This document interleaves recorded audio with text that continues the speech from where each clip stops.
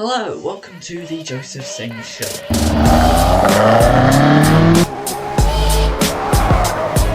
Oh, out goes Gonzo! Gonzo gets hit! Oh wow! And the Twitch Conio. So look at that, through goes Fifu! Straight away, that's a great start from him. He's on the outside of left field and Woodcourt, that's amazing stuff. This is a new show, and this is a commentary show where it's meant to be similar to a Graham Norton show, or like a talk show or something like that. It's meant to be like that, but also with elements of like Top Gear and motorsports put in there. So this is primarily a motorsports show, but it's also a show kind of talking about my own stories, my guest stories if I have any guests, and things like that. So where should we start? Let's start. Well, I'm recording this on the 24th of June, which is essentially smack bang in the middle of a motorsport season. So we have a lot to talk about. We have a lot to pick from. Let's have a look at the World Endurance Championship and the malicious dominance of Ferrari at the moment. They've won with all three of their cars over the first 4 races of the season at tracks at like Imola, the 6 hours of Imola, the 10 hours of Qatar, and the 24 hours of Le Mans. 24 hours of Le Mans being the only race where the factory Ferraris haven't won, and where the yellow, red, burgundy. Okay, that'll work. Where Robert Kubica won as well in Le Mans. So I don't know if they're going to be able to continue this form going into the next round in Kota, if I'm not mistaken, in the Lone Star Le Mans. To be fair, they won there last season, and I reckon it could be a back-to-back for the 83 Ferrari. And I feel like the Ferrari team, or the Ferrari manufacturer in general in motorsports, they're putting more resources into the World Endurance Championship more than they are into the Formula One side. Although Formula One's important, there's a few factors that I think could be contributing to that. One, they're very comfortable and they've been fast out the gates in Le Mans and in the World Endurance Championship since their entry took stage in 2023 in Hypercar. Also, Lewis Hamilton joining Ferrari, that's more of a settling in season for him than an actual push for a title, which I think is needed for such a drastic change as when you've had the same engine behind you for 13 years and making that change. Obviously, things are going to take time, take things to get settled in. You can't chuck a fish into a new bed of water without it having to develop and kind of get used to its surroundings, if you know what I mean. So I think, and also with the fact that the 2026 regulations are going to change the cars a lot, I think the entry of Ferrari is looking to maybe kind of hold back on their Ferrari entry for this season and put more development into the 16 and 44 entry of next season. I reckon they want to try and replicate what they did in 2022 for the first 3 races of the season, but try and extend that for the whole season. So they want to come out of the blocks firing in 2026 and hopefully make something of that. So yeah, that's my theory on Ferrari, I guess, for their respective sports. Obviously in LMGT3 as well, they've got that entry, the 296 GT3, if I'm not mistaken, if that's the model, the 281 and the 54, and they're doing well as well, really competing against Ford in Le Mans and in the 6 Hours of Spa as well. It was really just a show of Ford versus Lexus versus Ferrari in the 6 Hours of Spa, and then Le Mans. It was the 46 BMW until it had that weird incident at the Porsche cars, just going straight on and going to sleep essentially. So a very disappointing one for the 46 to end on. But who won? It was the Porsche, the Manthey Porsche, who won in LMGT3. As well as the Inter Europol, was it the Polish squad in LMP2, and then obviously the 83 Ferrari won, taking the 3rd win for Ferrari. And it's quite mad that they've done 3 wins with all 3 of their cars in hypercar. That's quite a momentous achievement. Who knows? Maybe they'll. Actually, I'm going to hold back on that sentence because that'll be ridiculously stupid. I was about to say maybe they'll have the 54 and the 21 GT3 cars winning Le Mans overall. But no, maybe just wins in classes. So maybe that's the way to go. But I was about to say a GT3 winning Le Mans overall with the hypercars and GT and LMP2s on the same grid. Oh, that would be that's testing my memory, testing my dream fantasy mind. Anyway, although to be fair, I reckon they could win the World Endurance Championship with their own GT3 this season, or I reckon they won't be far off. I reckon they're similar to how BMW are in hypercar at the moment, just like popping in and then popping out, and they're just kind of they aren't losing any kind of presence at the front of the GT3 field. I think it more just depends on the tracksuit in their car and the balance of performance going the right way for them. So, yeah, hopefully that goes well. So yeah, enough talk about Ferrari. Let's talk about F1 Academy, because I just feel that there's a lot of potential that could be had that isn't being had at the moment with F1 Academy, and I feel like it's doing a disservice. And I don't know if this is going to be a controversial topic or not, but I feel F1 Academy should rather be in its own series or its own thing. Like if it's trying to be like that, then maybe get faster cars. Because I feel like I could take the W Series a lot more seriously because it had faster cars and it had an aspect of challenge with it, where it had the Formula Regional cars. But I feel like with these kind of Tatus F4 cars that they have at the moment, if they feel a bit out of place on their circuits, it's like putting a Formula E kart Spa or a Formula E kart Monza with those long straights. It just feels like they're trying to make those cars out to be something they're not.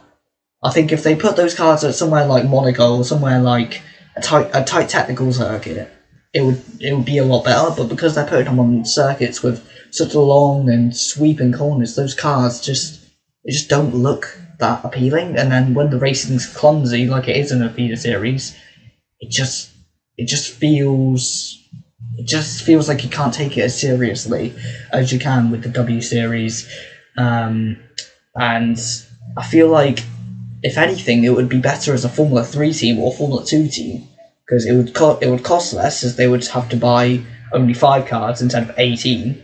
The drivers there, they would have less drivers, although they could maybe, I don't know what the regulations are on swapping drivers mid-season, but they could maybe do like a wild card format with one of their 3 cars. And it would give like the F1 teams more of a reason to look at F2 and F3 for women drivers. And it would actually put them in the window, you know. I feel like Marta Garcia has kind of fallen into obscurity before her crash in the European Le Mans Series in Spain. I think that was like if we're being honest, I think that was probably one of the first times we actually heard of Marta Garcia since her F1 Academy Championship win, which is quite a disservice, isn't it? You know, I feel like with F1 Academy, if those cars are practically F4 cars, aren't they? So I reckon it wouldn't be too much of an ask to put her into an F3 team.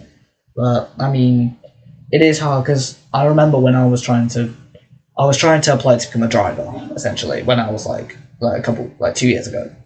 And I learned that in the process of trying to become a driver, you have to have a lot of things going for you. You have to have the right politics, the right money, the right team, the right time, the right series. You have to have a lot of things going for you to even get the seat. And that's why I'm trying to resort to commentary, because I feel like commentary, there's a lot more things that are in my control that I can do to get into the window of motorsport. But with getting an actual driver's seat, it's a lot harder. But I feel if F1 Academy made a Formula 3 team or Formula 2 team, those drivers like Marta Garcia, Abby Pullen, people like that, heck, maybe even do a Formula 3 seat, or like maybe partner up with Chazu Racing, because they've gone through a couple of rebrands recently. If F1 Academy partnered with them, like or if they use them as inspiration, a smaller team building up from the ground up. I think if they took inspiration from Chazu Racing, but kind of put more of an F1 Academy marketing approach to it, I think that would be a lot more successful than just this kind of separate thing that's just on its own. And because I just feel it gives a lot of ammunition to people to criticise as when the racing gets clumsy. And to be fair, the racing in F1 Academy is very close. You know, Canada, there was like a 4 or 5 car battle, but there are moments where, you know, and although you have things like that, it can get clumsy quick, and I don't know if it's purely because of the cars or because of I'm not sure what it is, but I feel sometimes when it gets clumsy too often, you know, and I don't think that's the fault of the drivers, but I feel the cars that they're in, they just look like boats to drive and to go around corners with. It feels like they're really having to they're like understeering everywhere. Then it kicks in oversteer, and it just seems inconsistent to drive, and it feels like it's doing them a disservice because it's a slower car than it was in W Series, and I feel like W Series, although it still fits in the argument of being its own thing, it helped more. It gained more recognition, and although it had 2 notable crashes, one being a sausage curb crash for a driver who I've forgotten the name of, and it had that crash in Spa, which, if I'm not mistaken, was dry tyres on a wet track. Was it? They came out the pit lane and it was dry, and then they got to a region and it started raining. If I'm not mistaken, that was the case. Yeah, I think that, and also the fact that the same world champion kept coming back over and over again. I think if those things got if that thing got resurrected, W Series would have definitely been like top tier. Like, if you're a woman and you want to get into motorsport, go here. I think if that was the case, then that would have really helped them out. But yeah, so I think my own opinion on the whole situation is, if F1 Academy kind of pulled back on trying to make its own little thing, its own little racing series, and instead made a Formula 3 team or Formula 2 team to kind of build them up through the ranks, that in my mind, that would work more like an academy than as just its own little support series, you know. So that is my opinion on that. So let's move on. Let's move on to my own stories, my own stuff from this week, and some funny things I can share with you. So obviously I'm trying to get into motorsport commentary, hence why I'm trying to do this show, and hence why over the last few years I've been commentating on video game races, and hence why I've been lucky enough to be invited to the Plymouth Motor Club Warrington Park Hill Climb. And I'm hoping to maybe go to the Wiscombe Park Hill Climb in September. So updates on that will be soon. So yeah, that is, I think. Oh no, we'll talk about some game moments. So sometimes I play games on the Xbox, and sometimes I do F1 League races, and sometimes I like to do some public races on Forza Motorsport, and sometimes they don't go to plan. Sometimes there's incidents in them, sometimes there's cool moments, there's other things that I can show you. So, whatever I can find and show you, I'll show you right now.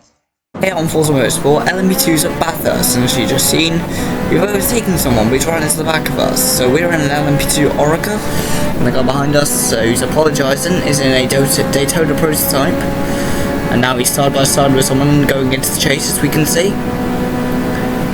As this is exactly what I saw during the race. No replay cameras, nothing. This is the actual gameplay footage. Just down the inside, as you can see, that white dot. That's this car, the other white and yellow Orica. We had contact with the guy behind, and now we're on the inside of the Orica, being pushed off by the Daytona prototype behind us. And now we're trying to be brave on the brakes, but the Orica, the yellow and white Orica in P5, it got ahead of us. and then later on we got taken out of that race. This is why we are now on F1 25, our first video on this game, and there's a big crash as the Aston Martin, the McLaren and the Red Bull all tangle at the first corner, tying themselves in a knot and ending up right at the back of the field. We are in the 2025 White Bull, the V-Carb car, formerly known as the Toro Rosso, and now into the hairpin we have a lot of carnage up ahead, and there's a 3-car crash with a Ferrari, Williams and an Aston Martin. I think another car is involved, maybe a Haas, and now it's a virtual safety car. We're heading down the straight, and we've just been teleported onto the grass. Okay, the safety car Not too sure why, that was a very peculiar moment. But now we are now behind the safety car on lap 2, and we're catching up to the safety car queue. About over 30 seconds ahead. We're behind a Haas here who pitted with us, and we've gone from 14th to the lead. We've been teleported from turn 7 to the second last corner, facing the wrong way, and we turn round. Oh my lord, well that's a weird glitch. Let's go back to the studio. So yeah, that rounds off the Joseph Singh show. I hope you enjoyed, and I will see you hopefully in episode 2 of Series 1. Goodbye.